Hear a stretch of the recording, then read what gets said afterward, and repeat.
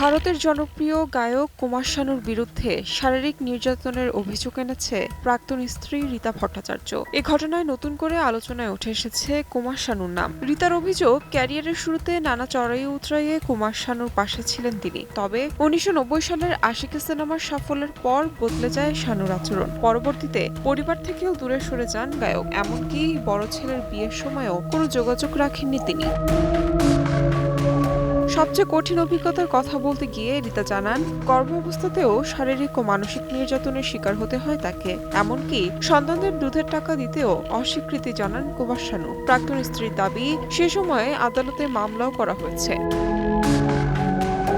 শানু ও রীতার বিয়ে হয় ১৯৮৬ সালে। ১৯৯৪ সালে অভিনেত্রী কুনিক্কা সাদানদের সঙ্গে শানুর সম্পর্কের গুঞ্জনের পর তাদের বিচ্ছেদ ঘটে। তবে প্রাক্তন স্ত্রীর অভিযোগ নিয়ে কোনো মন্তব্য করেননি কুমার শানু।